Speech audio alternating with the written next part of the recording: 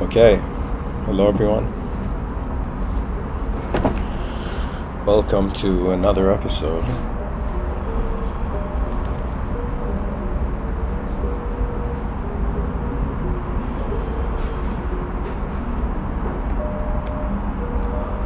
I have created or coined a new concept,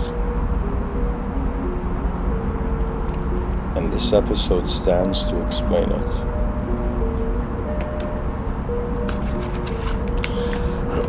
Recently, I have become aware of my limitations,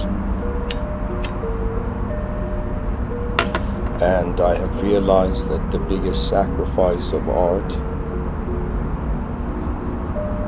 is all the ways that the past could have happened. We are born in this world and our decisions activated.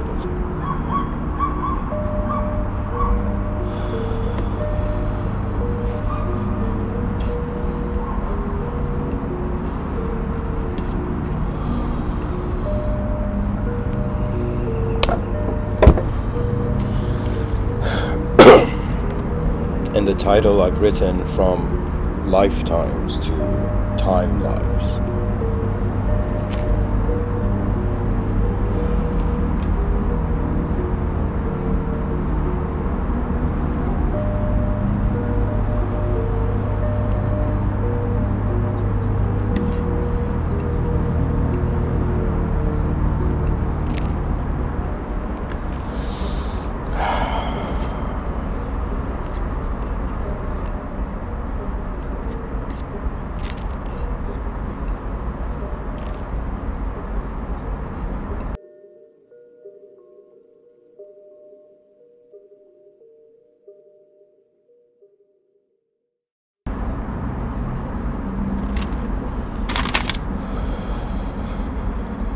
I was pretty much thinking about the word lifetimes.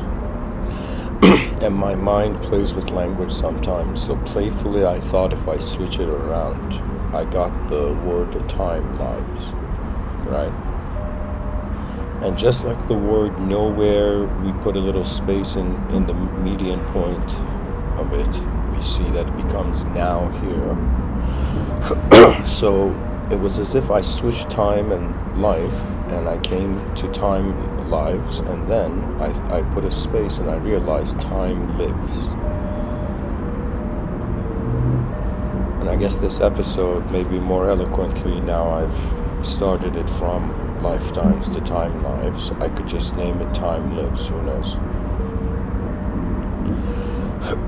But there is an important idea here, that we human beings define our life based on time. Time is a quality of recognizing manifestation consciously, and how space is changing, how matter is changing in space, and its relationship to light, which Einstein made so clear. Pretty much, time lives, it's the life of time. I thought about, instead of human beings being dependent on time, what if time had a soul of its own, dependent on the human form? There has been something ever since, being introduced to ideas of a spiritual nature. I have thought, in some sense, are souls animated, or do souls can, in some sense, like, let's say a person's like, all right, there's a soul, all right, there's this additional dimension of a primal mover to the mind.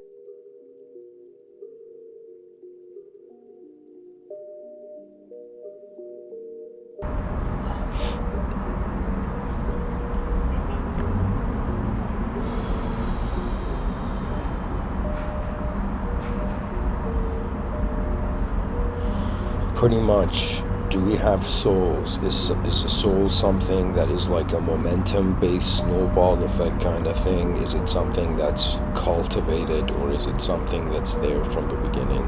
Traditionally, the idea is that the soul was in the room before the mind could be a body. For in many traditions, I would say, the understanding of the soul leads to the inconceivable, the understanding of the mind leads to the invisible, and the understanding of the body leads to the visible.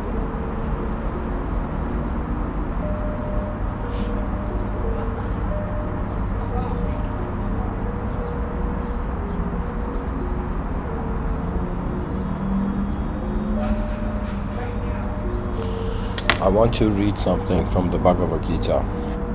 2 pages that before this episode I just randomly opened and I feel I should share here.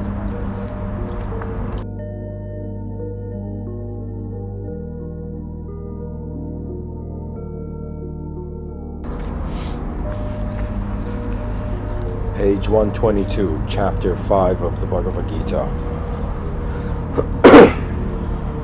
He who is happy within himself enjoys within himself the delight of the soul, and even so is illumined by the inner light, in brackets light of the soul. Such a yogi, Sankhya yogi, identified with Brahma, attains Brahma, who is all peace.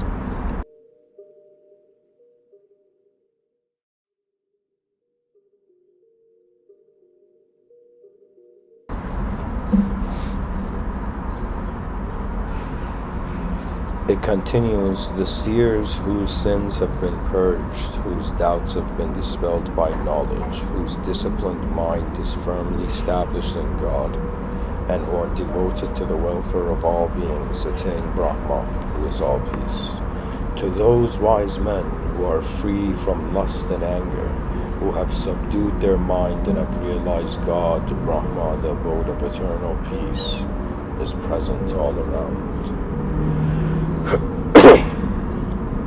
Shutting out all thoughts of external enjoyments with the gaze fixed on the space between the eyebrows, having regulated the prana outgoing and the apana incoming breaths flowing within the nostrils, he who has brought his senses, mind and intellect under control, such a contemplative soul intent on liberation and free from desire, fear, and anger, is ever liberated, having known me.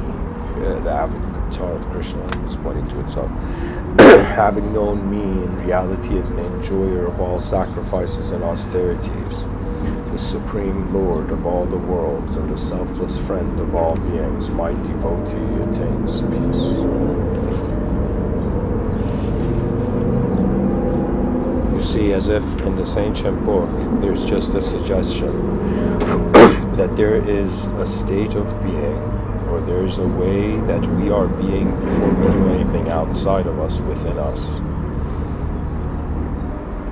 It's as if when one discovers the true nature of the inner witness, then one realizes it is not the idea of self that is sacrificing itself or enjoying or looking for heaven and, looking for heavenly reward.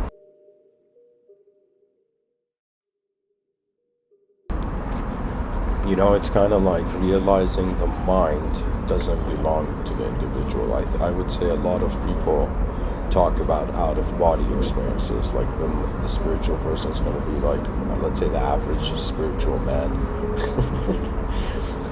the average spiritual Joe, identifies that they are not their body. But it's as if here it's saying, after you have realized you're not your body, then you reach a point where you realize the psychology is not owned by an object or a subject. So in other words, the free will is not an idea. The origin of the free will is not an idea.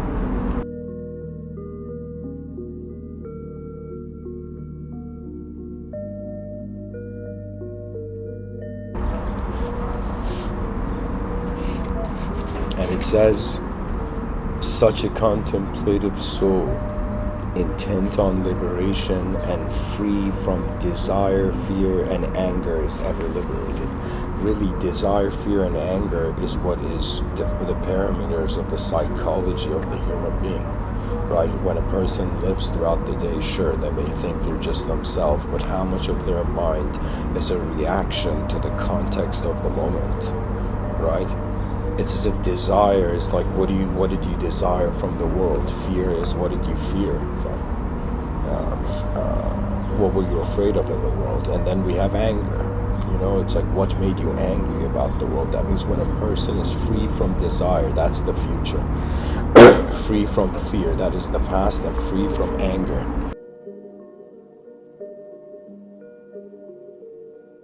I would say anger could also be the past. Is ever liberated. It's like ancient books are saying that every person's mind poetically is like running this program, this desire, fear program, desire, fear, anger program. And when let's say one experiencing the program realizes that, oh wait, my human existence is just an existence. You see, how can one be free from desire, fear, and anger? It's as if we have to be free from time.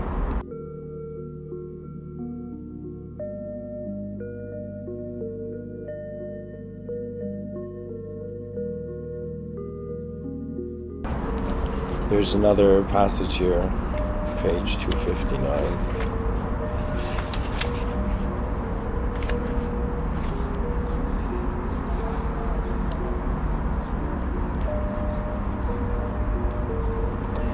Though perceiving all sense objects, it is really speaking devoid of all senses. Nay, though unattached, it is the sustainer of all nonetheless, and though attributeless, it is the enjoyer of gunas, the three modes of prakriti. The three modes of prakriti. It exists without and within all beings, and constitutes the moving and unmoving creation as well.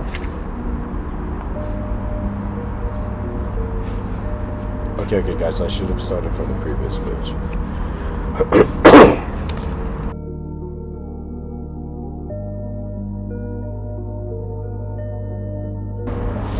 Okay, so this is, what is this, chapter 13 of the Bhagavad Gita. I shall speak to you, this is Krishna, the avatar of God, saying this to the archer Arjuna. I shall speak to you at length about which ought to be known, and knowing which one attains supreme bliss. That supreme Brahma, who is the Lord of the two beginningless entities, Prakriti and Jiva, is said to be neither Sat, being, nor Asat, non-being. It has hands and feet on all sides, eyes, head and mouth in all directions, and ears all around, for it stands pervading all in the universe. Though perceiving all sense objects, it is really speaking devoid of all senses. Nay, though unattached, it is the sustainer of all nonetheless. And though attributeless, it is the enjoyer of gunas, the three modes of prakriti. It exists without and within all beings, and constitutes the moving and the unmoving creation as well. And by reason of its subtlety, it is incomprehensible. It is close at hand and stands afar too. Though integral like space in its undivided aspect, it appears divided, as it were, in all animate and inanimate beings, and that Godhead, which is the only object worth knowing, is the sustainer of beings as Vishnu, the destroyer as Rudra, and the creator of all as Brahma. That supreme Brahman is said to be the light of all lights and entirely beyond Maya. That Godhead is knowledge itself, worth knowing and worth attaining through real wisdom, and is particularly abiding in the hearts of all. Thus, the truth of the Ksetra and knowledge, as well as the object worth knowing, God has been briefly discussed. Knowing this in reality, my devotee attains to my being. Prakriti and Purusha, which is consciousness and matter, know both of these as beginningless, and know all modifications such as likes and dislikes, etc., and all objects constituted of the three gunas is born of Prakriti. Prakriti is said to be responsible for bringing forth the evolutes and the instruments, while the individual soul is declared to be responsible for the experience of joys and sorrows. Only the Purusha in association with Prakriti experiences objects of the nature of the three gunas evolved from Prakriti, and it is attachment with these gunas that is responsible for the birth of the soul in good and evil worlds. The spirit dwelling in this body is really the same as the Supreme. He has been spoken of as the witness, the true guide, the sustainer of all, the experiencer as the embodied soul, the overlord, and the absolute as well. He who thus knows the Purusha, spirit, and Prakriti, nature, together with the gunas, even though performing his duties is in every way, even though performing his duties in every way is not born again. Some by meditation behold the Supreme Spirit in the heart with the help of their refined and sharp intellect. Others realize it through the discipline of knowledge, and still others through the discipline of action, karma yoga. Other dull-witted persons, however, not knowing, thus worship even as they have heard from others the knowers of truth, and even they who are thus devoted to what they have heard are able to cross the ocean of mundane existence in the shape of death. Arjuna, whatsoever being, the moving or unmoving, is born, know it has emanated through the union of Kshetra matter and Kshetra Rajna spirit. He alone truly sees, who sees the Supreme Lord as imperishable and abiding equally in all perishable beings, both animate and inanimate. For, by seeing the Supreme Lord equally present in all, he does not kill the self by himself, and thereby attains the supreme state.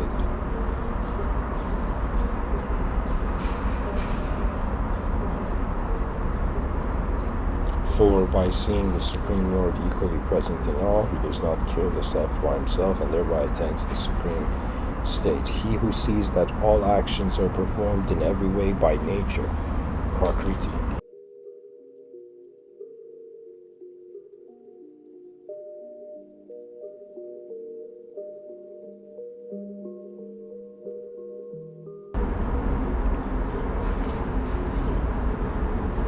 and the self as the non-doer, he alone verily sees.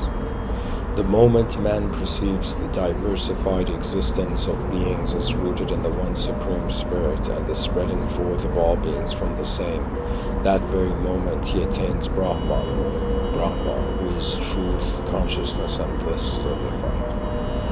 Arjuna, being without beginning and without attributes, this indestructible Supreme Spirit, though dwelling in the body, in fact does nothing nor gets tainted.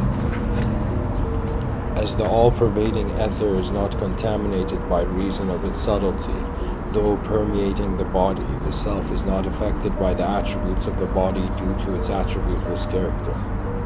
Arjuna, as the one sun illumines this entire universe, so the one Atma, spirit, illumines the whole Kshetra field. Those who thus perceive with the eye of wisdom the difference between the Kshetra and Kshetra Rajna, and the phenomena of liberation from Prakriti with their evolutes, reach the Supreme Eternal Spirit.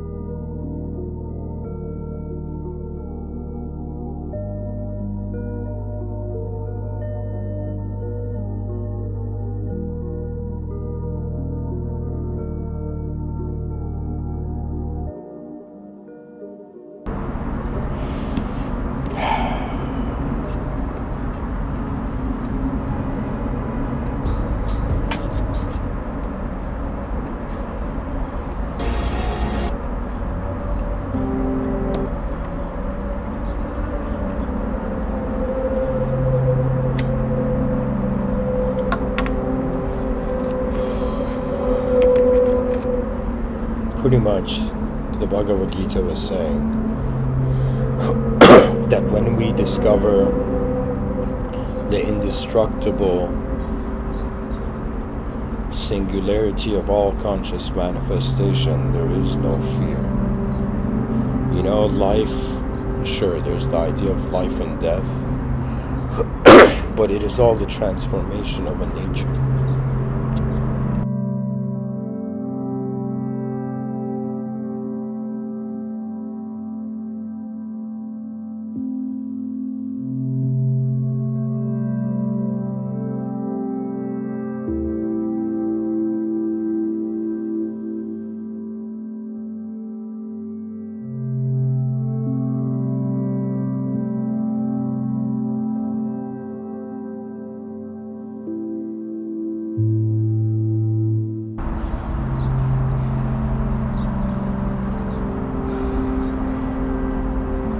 You know, in this passage I read, there was an implication that the real self doesn't get tainted by karma.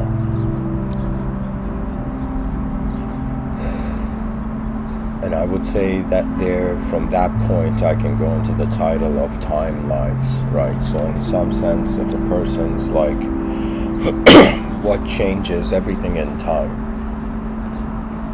And if time becomes synonymous to change, it's as if the only thing not changing in this universe is change.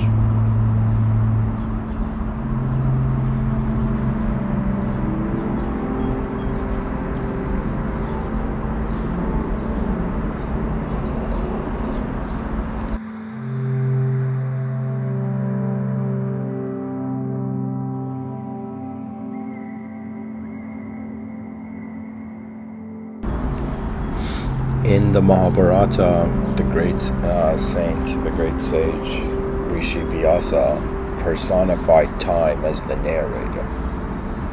The dude pretty much wrote a story where time was narrating all the events in the book.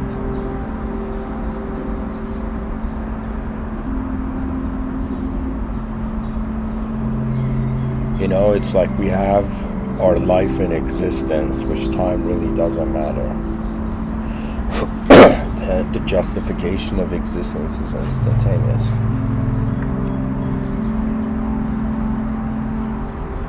But in some sense, time is relevant to the life of our minds.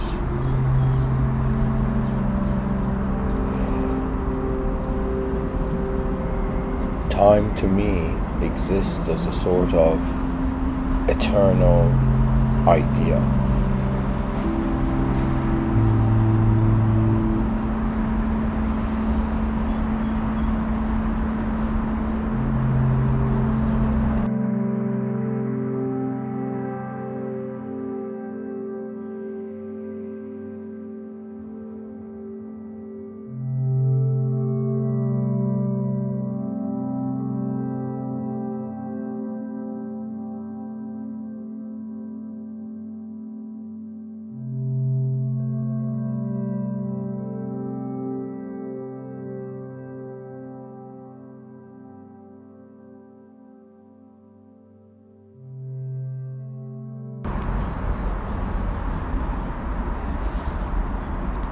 Imagine someone saying, let's say,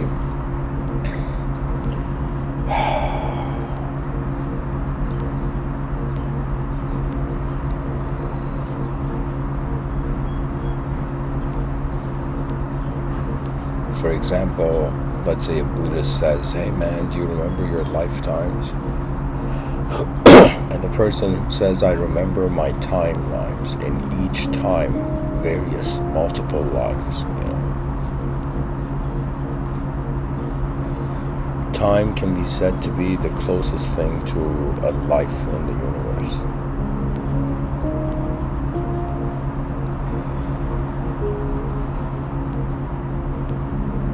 You see, we can make the concept of time dependent on consciousness, or we can make it independent of consciousness. Really, this is where the line of understanding is drawn in many things. How much of the moment arises from within, and how much of it arises because it isn't actually existent.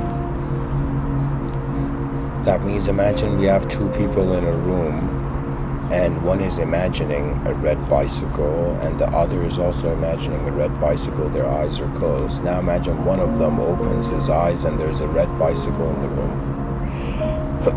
And the person who's opened his eyes says I see a red, in some sense, is actually seeing the red bicycle, is seeing a bicycle not dependent on their imagination.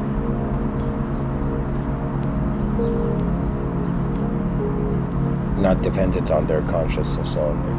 But the person who's just imagining a red bicycle, who hasn't opened his eyes, it's as if that's pretty much the bicycle exists as an abstract object. We're like a candle that has been lit after 4.5 billion years. And this candle, its glow is being its mind.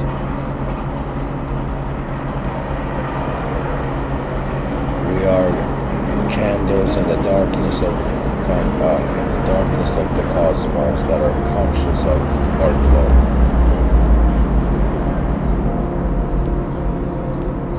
To think about life in time and to think of the life of time. Really, what man's mind has been grappling with is really the unknown. The unknown is there, at the edge of knowledge. It waits for us to recognize it.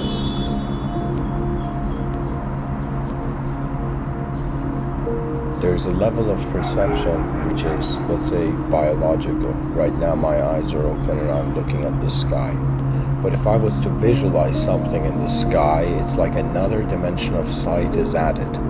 Now, if I realize the idea of myself is in some sense an inner projection of an object, then there comes this realization that that which is aware prior to shape, it's like the presence of the awareness to shape is prior to how the shape changes.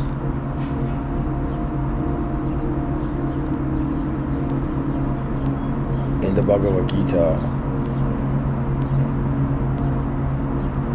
it was saying the wise person realizes that it's not their ego that is going through sacrifice or suffering, and it is not the ego who in some sense enjoys, the fruits of karma.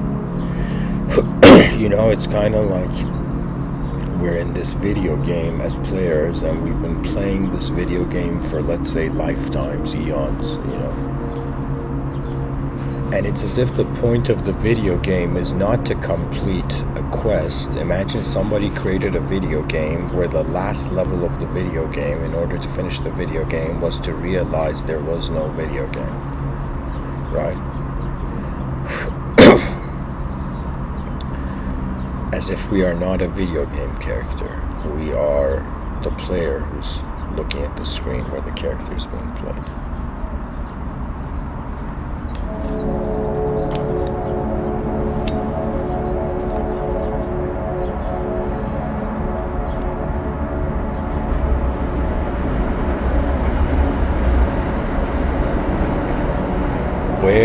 What sort of state of mind would the species be left in if it realized that the idea of self is not the enjoyer and is not the sufferer?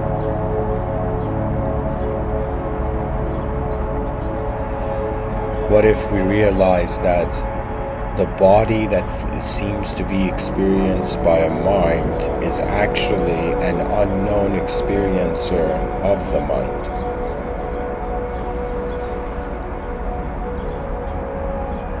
You see, it's as if there is two types of unknown and reality is sandwiched between.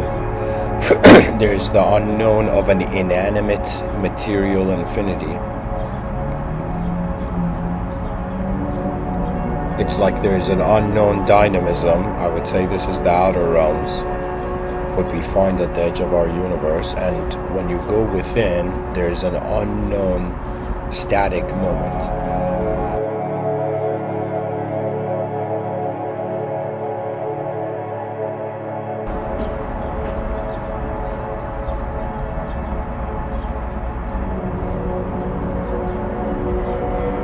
It's as if the question comes, who were we before we were born, and who will we be after we die? The unknown has been present. The unknown is how space allows the beautiful.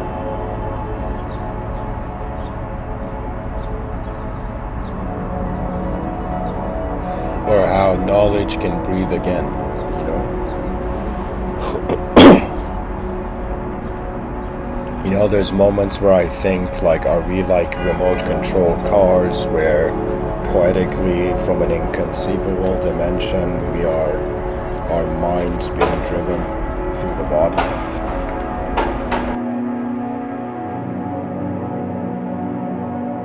You know, it's like, again, the remote control car metaphor would be like the actual car.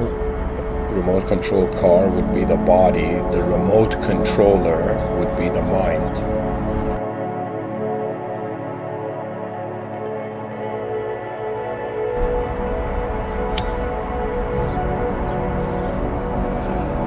The hands moving the remote controller are the soul. And I think it's fair to say that the remote control car is in a different dimension than the remote control and the one who's using the remote control.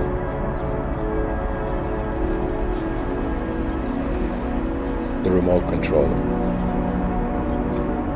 So that it would be another mystical way of saying right now as I'm speaking, my physical body's here in this plane of earth, in this earthly place.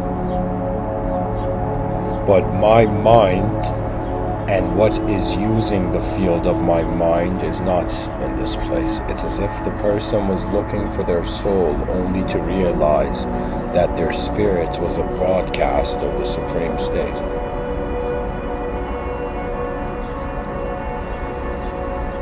You know, the idea of freedom is very strange.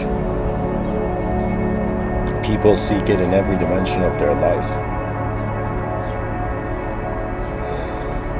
We want freedom for the individual self, we want freedom for the species, we want freedom for the world. But it's as if what could freedom be but just the permission of potential?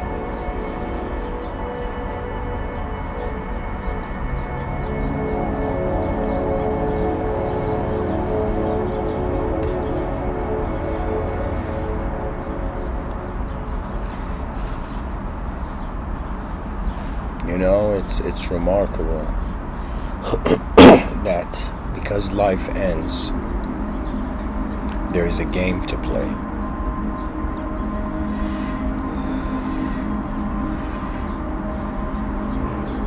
If we were immortal beings right now, there'd be no game to play. We'd be bored.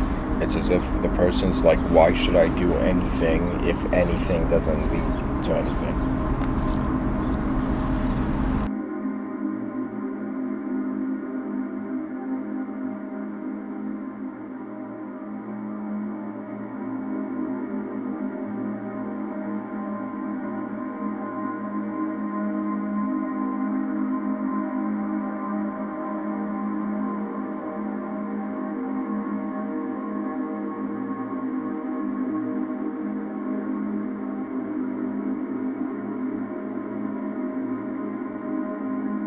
Unconditional freedom, it's pretty much shapeless being. Conditional freedom is what we seek. Now, let's say whether you're someone alive now or someone back in the day or someone in the future, at some point all human beings are struck by the magnitude of this place we're in. It's a giant system. That's really it. We find ourselves present within a colossal event. And so, with the instrument given, you know, it's like what sort of responsibility will occur? Pretty much how I feel right now, honestly, is that we are 8 billion like master musicians, and everybody has this advanced instrument, their DNA. And so we're waiting to see how it will be played.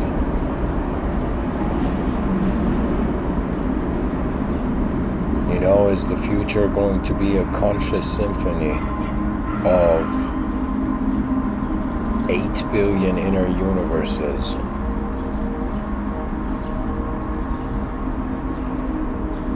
Or is it going to be the desolation of a physical, meaningless place? You know, when a person wonders about the meaning of life, they cannot ignore how their eyes are finding it.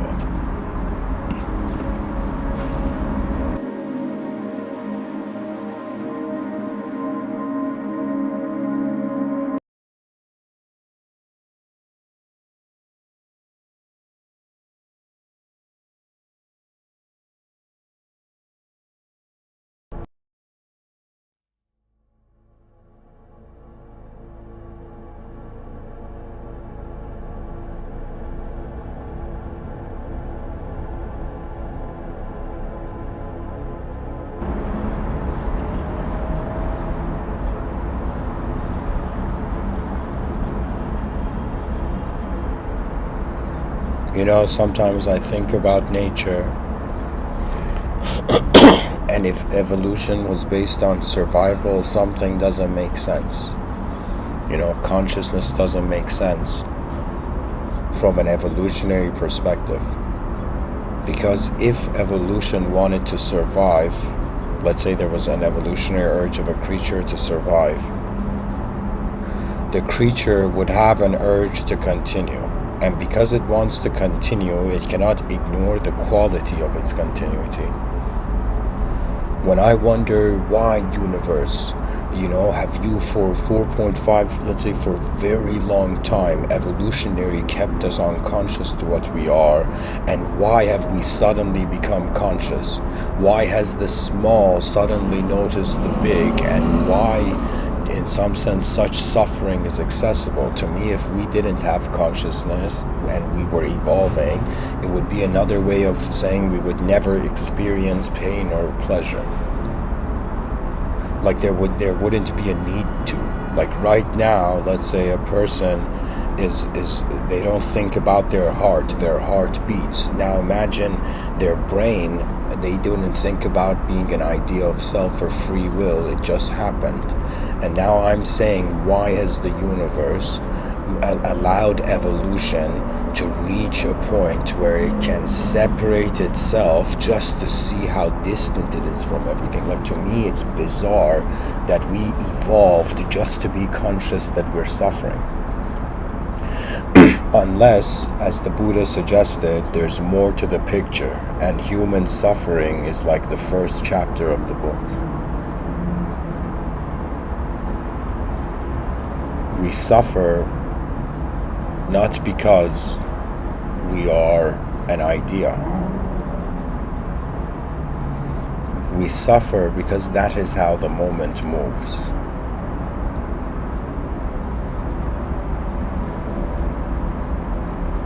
When I look at my biological existence, again, I feel like a candle. Every day of my life, you know, I feel like this candle is burning. However,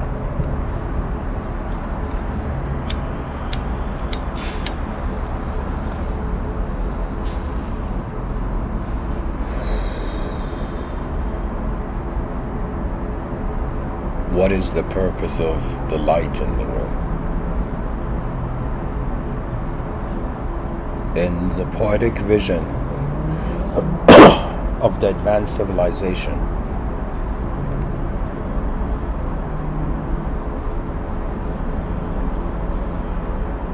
the candles must light the candles of the future generations. You know, we should shift the cultural role of the individual into an artist. Why? Because the artist recognizes that novelty is waiting. There's new dimensions to everything, you know. Imagine a person, like, let's say all the let's say, bold people on the planet who are claiming they know something. Imagine a time we fast forwarded the Earth, or some mighty time traveler came to 2022, and instead of, you know, instead of itself just moving through time, this mighty time traveler came and took the whole human species 1,000 years, let's say, into the future. Let's say 10,000 years into the future. And then that humanity, let's say 1,000 years in the future, and that humanity, right, and brought them back, and it would be as if everybody who had held their certainty so firmly would realize how many blind spots there has been to everything from the beginning. Manifestation is very strange, because consciousness starts not from space, it starts from the elemental realm.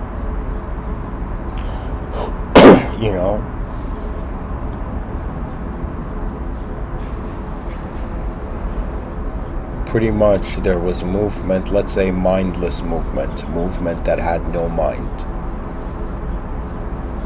Then the circumstances, the conditions were met, were cleared.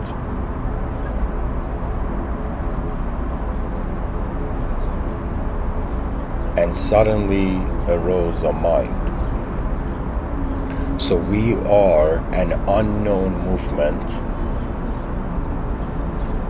which we know the universe through our mind.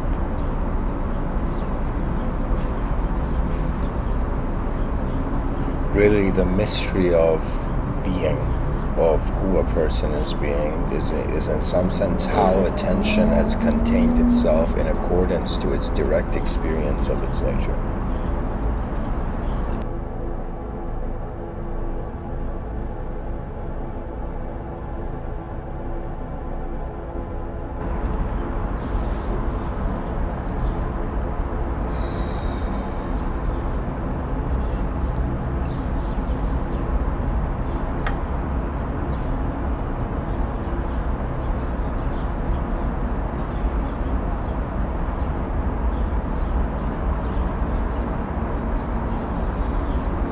There has been moments where I have wondered what force owns my eyes, which is another way of saying what is piloting the karma of the experience of existence.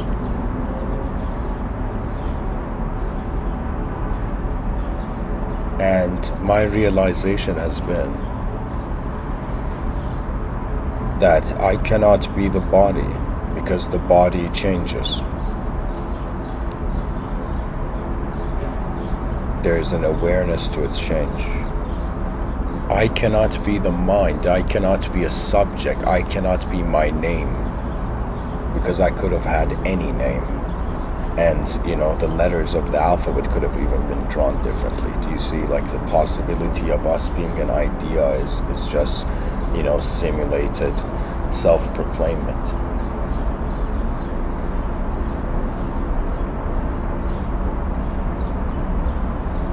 That means what a person is how an attention is claiming its manifestation in a moment. But the ideas come and go, so we are not the mind. So I am not my mind, I realize. Then the question comes, am I the awareness to my mind and body? And this is the hilarious thing. The moment we wonder about what is beyond an object and a subject, we cannot use objects and subjects to define it, so technically the unknown witness of the presence of the whole moment before anything in it changes is nothing, because we cannot define it with object or subject. And it's a cool feeling. I don't know, maybe some people have felt this, some people haven't, but if you're listening to me right now, for a moment ask yourself, okay, how is my body positioned in the moment? Then ask yourself, how is the idea of yourself positioned? In other words, I am someone who's speaking, which at the same time I am saying, who are you who is listening to me? Where do my words go before your opinions arise?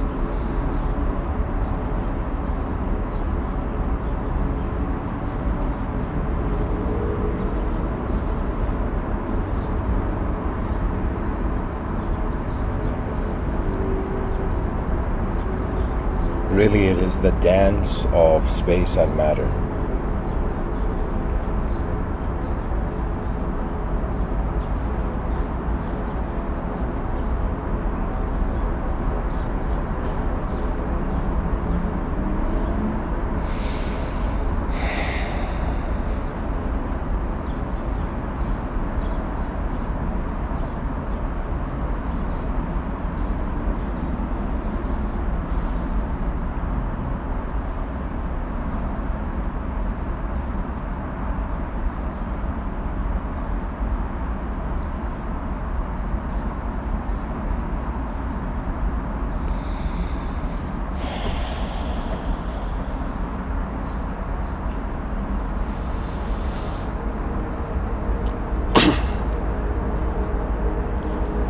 You know, in yoga,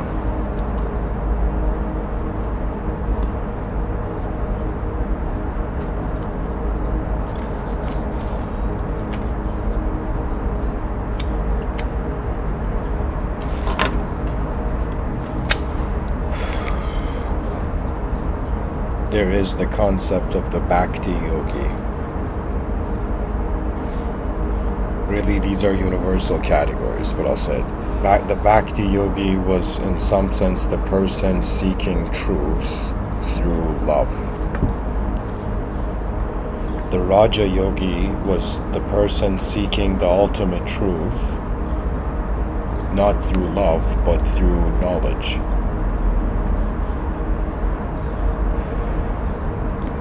We had the Karma Yogi. The Karma Yogi sought truth through the manifestation, which is another way of saying work. The person was asking pretty much, what do I have to do to get enlightened? The Raja Yogi is asking, what do I have to know to get enlightened? And the Bhakti Yogi is, in some sense, before putting a condition, is choosing to love the moment. You know, the reason they, in so many traditions, even in Abrahamic religions, they say children, go to heaven. And at the same time, in Vedic thought, they say children act like enlightened beings. Why? Because their relationship with the world is an emotional one. An emotional one where there is no ideas of self-limitation. It's as if a child that has not become an idea is using its intelligence in ways where the ideological conditioning, it may forget. That's the cool thing about this world, because we move on into the future. Sometimes the past plays its part and then leaves. There is a statement which, I feel Sun Tzu should have written in The Art of War, but it's, this thought's been on my mind now. I guess is the time I can share it. It's, in some sense, the playful leave the battlefield early. Not the playful, the decent. That means when there was back in the day battle, in some sense you could say poetically, think of it this way, that just like a person sits on a chair and can get up from that chair, and their abilities beyond the dimensions of that chair, similarly imagine the idea of the jiva, the soul, the atman, is seated in the individual life. And if the situation reaches a point where a future cannot be perceived to the present, those who are present become the space for those in the future.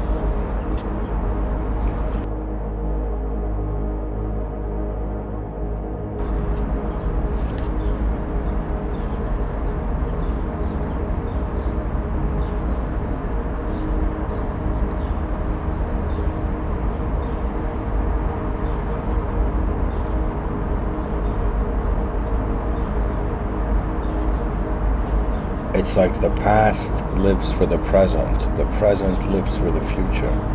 Or I should say it this way, both the past and the present live for the future. and the future lives for the beyond.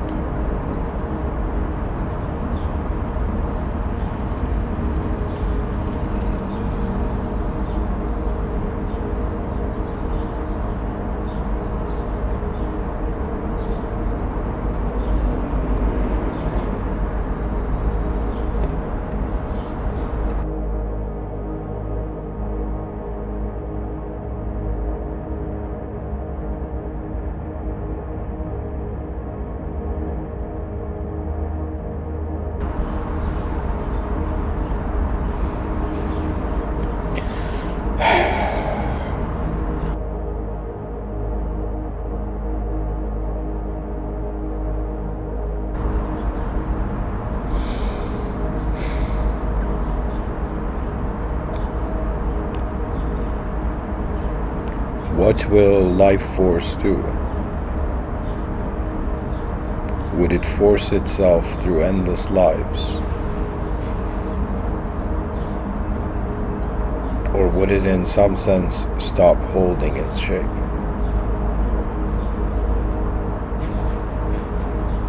It could be that this world has never just been a physical landscape. It could be that there are ways that intelligence is moving here that in some sense our intelligence cannot see. It's like the human organism is veiled by the limitations of its design. Beyond these veils, the idea of the human being is not the primary viewer, the inner viewer. To experience yourself as a mind is another way of trusting how space unconditionally is. From the Bhakti Yogi to the Raja Yogi to the Karma Yogi, we go to the Jiva Yogi, and the Jiva Yogi is very different. It's truth through like spiritual practice, technically. What I would say the Jiva Yogi is the Jiva Yogi's yoga is not a sort of search, a sort of seeking of truth. It's in some sense the soul leading itself prior to it needing verification in the outer realms. I'm pretty much trying to tell the viewers there's different ways that people have been, upon the recognition of the unknown, have been in some sense strategizing or trying to find an approach to the ultimate, and based on which color the person's memory is. What I mean by this is that, is it colored by bhakti, by devotion? Is it colored by raja, let's say, knowledge? Is it colored by karma, work, labor? Is it in some sense colored by the jiva, which is another way of saying, like, it's as if some souls are poetically on private business in this realm, and there's some beings who their business is in some sense limited to the collective manifestation. Think of it this way, that there was a being that lived a lifetime where it was an individual creature. Then the being arose its next lifetime as a collective mind, and then it arose in some sense a recognition that it is beyond growth. You see, if the ancients were giving us a clue and saying that the algorithm or the formula to getting out of a simulation, a simulated reality, samsara, is in some sense wondering about pretty much the question, who am I, and going to the source of how the attention of the self is being.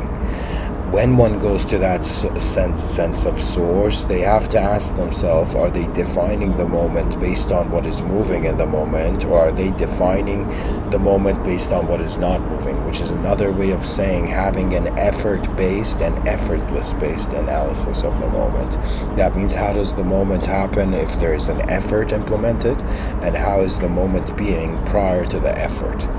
Usually, because our suffering is being identified with a creature in a changing world, it's as if the movement is leading to the idea of suffering. So most people, when they find a moment of stillness, it's as if they, in some sense, do not identify with how they have been an egoic movement.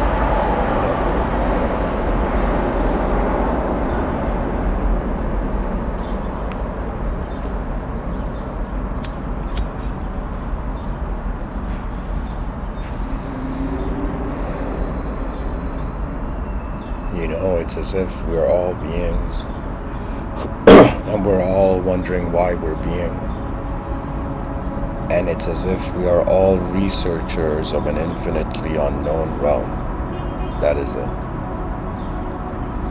This world is so incredibly designed that the suffering of the individual, in some sense, evolves into the joy of the collective. And I speak about an advanced civilization in these talks, but there is something beyond that. An argument can be made that, let's say, one attained infinite attained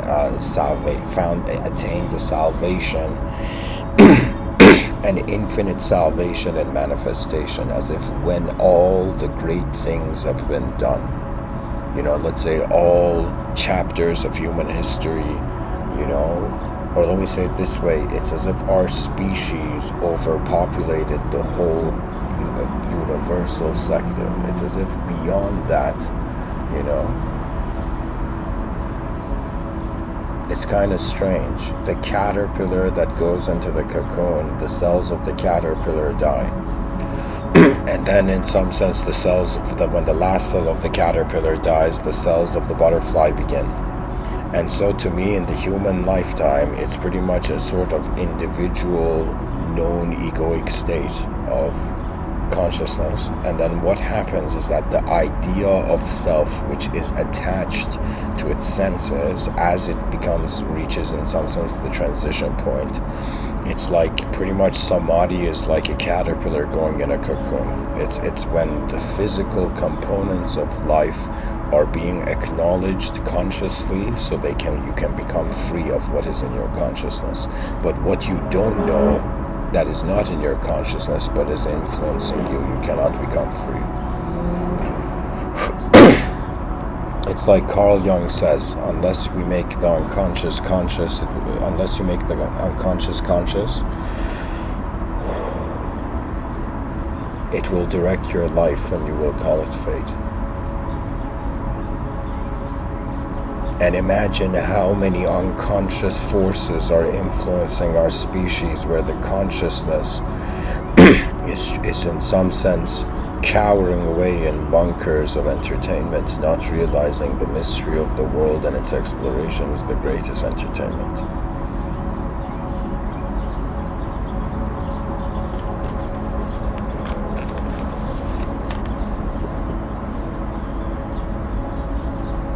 To me, there is a poetry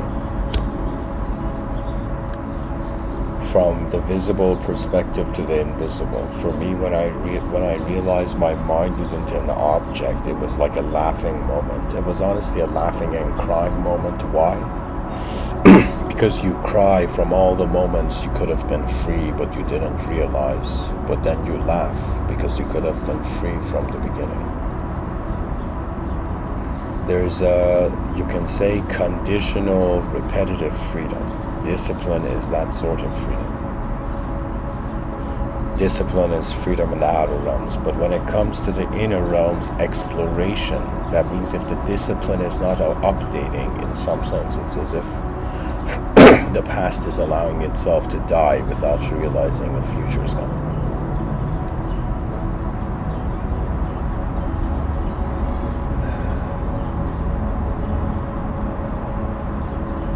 Life is like a novel. To me, every day feels like a sentence being written in a book that's not here, that's not from this world.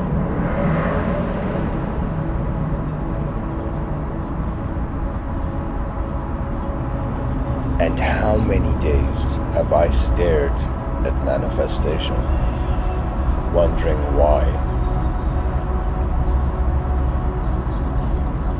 Why has existence arrived to be me, and why was I born?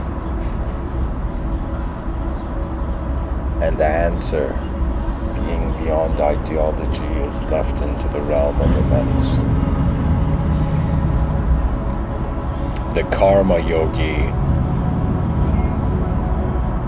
sought an awakening beyond physical movement,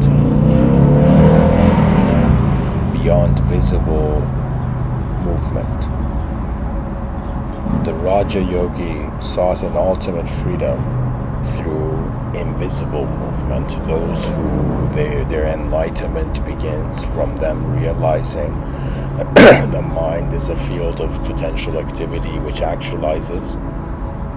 It's as if the free will, it's like our mind is a tap and the free will has control over how much effort, how much our energy manifests, animates. But the free will itself is like a particle in an unknown field. You know, sometimes I ask myself, if I wasn't me, what would I be? And a nostalgia comes. And nostalgia comes where it's as if, you know, we were there before existence was born.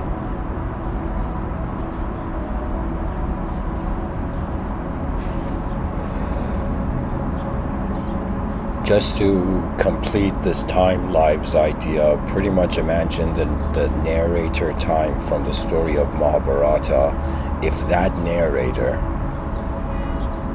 we were wondering about its life, it would be a life of infinite witnessing of change. That means it's like, you know, we are finite objects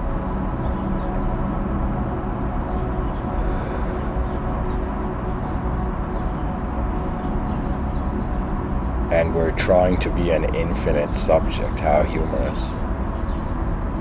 It's like as a species we were like, okay, our bodies are gonna, you know, it's like there's gonna come a point where we're not gonna be physical entities. What can we do with the physical now? And really people are gonna realize its service, because whether we go along, let's say, with Socrates' notion, where Socrates, before he was sentenced to drink poison, Socrates, you know, gave this speech and he said something in the lines of like, after this life I will either go to a place where there is no Socrates, or I will go to a place where all the questions that I have wondered about, I shall access their answers.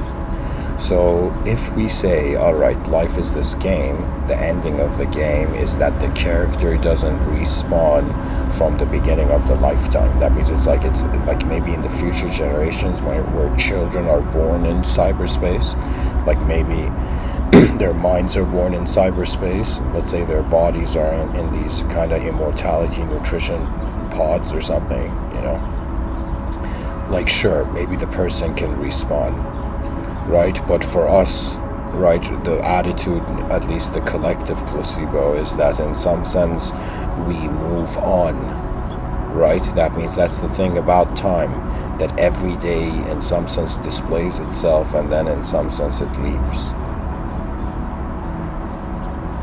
It's like sleep is indirectly another way of saying goodbye to the world of that day, you know.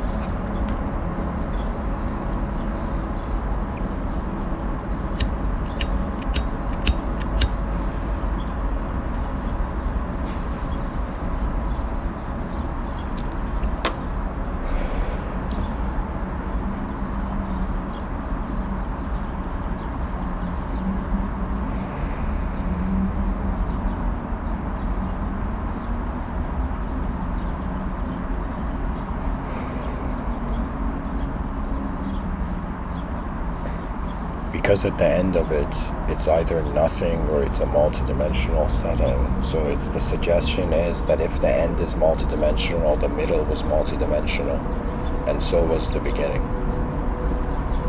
It's another way of saying the body dies, the mind lives, and time lives in the mind.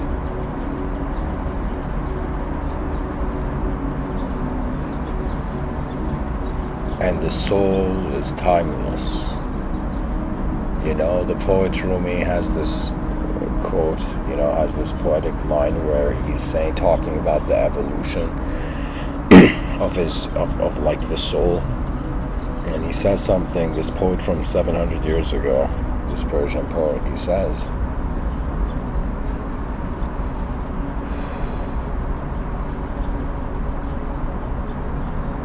"Once I have died as man, I shall soar with angels blessed, but even from angelhood I must pass on to that which no mind has conceived."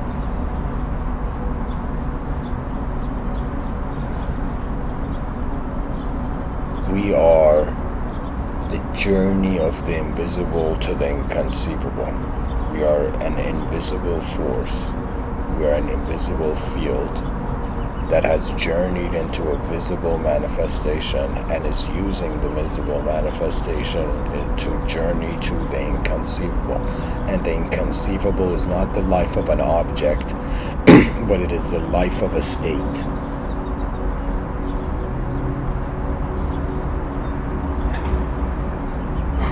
That means we're looking not just for the original state of the self. We're not looking for the original state of the species. We are looking for the original state of the world of worlds. We're looking for something that was here before any of us could do anything. So technically, it's like the mystery beyond the veil of the senses is one where if we do anything in the senses, we cannot see beyond the veil. Lao Tzu was given a bypass to this. He was saying action through inaction. Yogis such as Papaji, Shri Nisargadatta Maharaj, Ramana Maharshi, all these guys. You know, the ancient Vedic mind really was conscious enough to realize that the shape of change and identification with the shape of change is the suffering. You know, it's as if what is life? A way for life to know itself. What is the lifetime? The opportunity of, in some sense, the infinite potential of the realm to activate. That's really what it is. There's a potential to manifestation and it's manifested. And this manifestation has a potential and it will manifest it. Regardless of how the species feel it has been defeated, the future generations usually are born winners. That's the goal, you know. To get an advanced movement of human beings in the void. Right? And the only way is to say, oh my God, what do we do with all this emptiness that's here? What do we do with all the unknown variables that are present in life? And the beautiful thing is, like, this is when you really become a mystic, when you realize the unknown is unknown. That means does the knowledge of an individually conscious entity have to encapsulate, you know, the unknownness of the whole cosmos? And on some level, it's as if, like, if we want to access manifestation, we need to be a known self. If we want to access the unknown potential of reality, we have to be an unknown self. Through mysticism, the person would pretty much be still and silent and in an instant recognize that attention is holding shape, but it is not shape. So the permission of manifestation, it's as if before manifestation is manifestation, something is being unconditionally. Those who find that state, it's a word for it would be Turiya. Turiya is the fourth state in Vedic thought. Pretty much it's where I'm trying to, what I have made the advanced communicator archetype synonymous to. Beyond this game of life, through the acceptance of being, I feel, you know, forgetfulness becomes the highest divinity.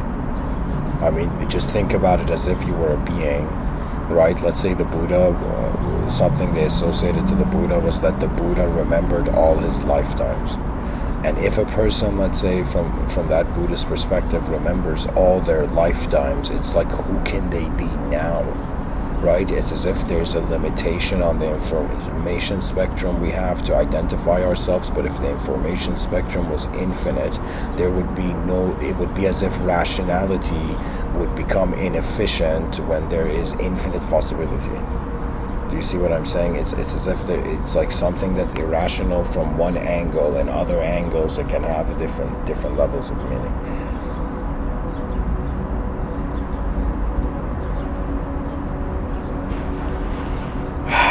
It's as if the brain, like Frankenstein, like that guy, it's like it's alive. It's like time is alive, time lives, It's like technically manifestation is the body of the life of time. Changing manifestation. And so I think the reason, maybe a good reason we can see, like, why are we like 8 billion points of consciousness in a changing world where not only ourself is changing, but the world is changing. The only reason we have belief systems is just because we're changing slower than how we're considering the world to change. It's like if the world was changing faster than the self could believe in what it was seeing, so there would be nothing to believe in, It's a speed thing. Language is how something has slowed down or something has sped up. It's like the inner life has a greater force, greater speed, greater acceleration than the outer life. This is why we can say, free will is like an ability. It's like free will is how the inner realms are actually moving way faster than the outer realms. This is why how a person can decide before they act. What is consciousness but just an ability to perceive the moment before man actualizing it? Awareness seems to be, the secret origin of the world. And awareness is different from consciousness, because consciousness is shape-bound. Awareness is not shape-bound. So what is being before what we can do cannot be. This is the realization. It's as if people are like, where is God? It's like the question is, where is man?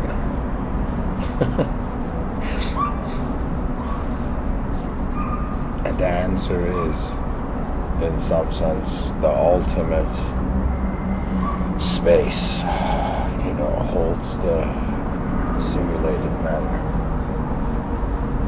Sometimes it's very hard to say if I'm an uncommon podcaster or I am, a cosmos taking place, right? It's like the person's like, okay, if you want to blame me, you got to blame all the context that associate to my sense of self, which technically would be the world. The blaming game leads towards a collective acknowledgement of an expression.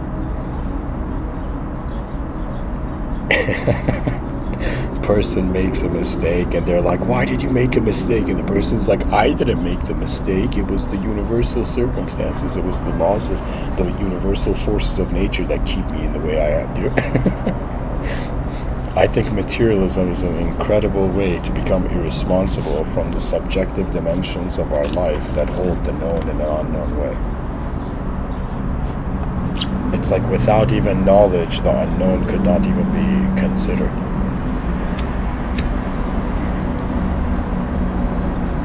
And so from lifetimes to time lives,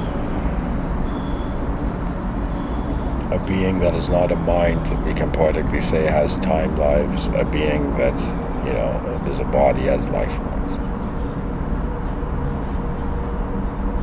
It's like the dictionary, the inner dictionary of all the images that we have kept for the meaning of the world. It's like that inner dictionary is actually nature. It's like the body returns to the earth, and the mind returns to the nature of the earth, which is the mind of the planet poetically, and in some sense the soul was never in the world. I think when Christ says something in the lines of to be in the world but not of it, I think that's it, that the soul is not of here, and to be in the world is how the mind is moving the body. But what is allowing the space to be intelligent for the mind to even move the body is not based on the content of the mind. So technically it's like saying the body is in time, but the mind the mind that creates the concept of time cannot be in time, because before the concept of time, where was it?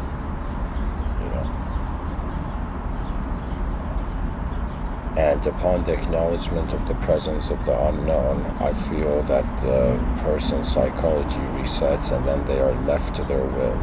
It's as if at the end of the day we are, an unknown attention looking through known biological eyes, wondering about how the soul of the moment moves all there is.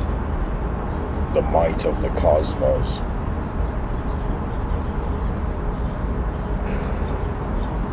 Stares through the human will, the will of humanity. We are the divinity in the room of emptiness. We are the light in the darkness, which is another way of saying we are the meaning of the meaningless. We are the joy of our suffering. We are the greatness of our failures. To a transcendental being, imagine they say you failed. The person's like, okay, it's like my body failed or my mind failed, but what I am, space cannot die, and the eternal witness was everywhere at once. Technically, the eyes of eternity reflected through the temporary. It's like poetically, from a very profound, I would say, contributing to theology, I would say it's as if man, we wonder about the idea of man, the conceivable, wondering about what it is, and then we wonder about the inconceivable, what it is. That means the conceivable creation says, who am I? And then the inconceivable creator, which knows the answer to the conceivable creation, says, who am I?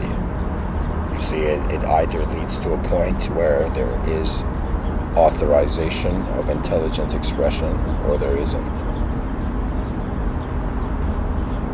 If somebody said, where does suffering come from? Does it come from the mind that can see further ahead than its body? How is it that fools don't suffer? How is it that ignorance is bliss?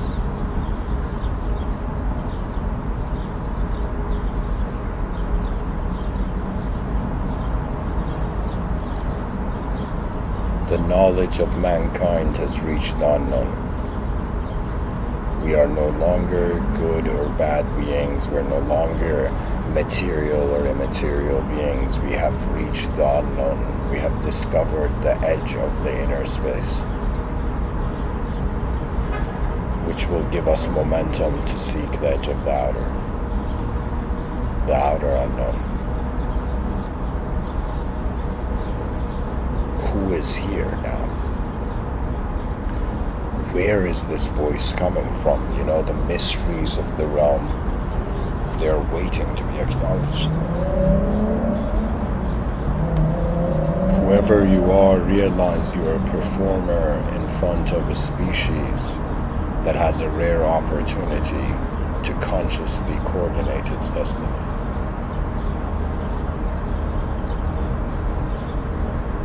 Rise, mankind, rise, for the advanced awaits. Much blessings and namaste.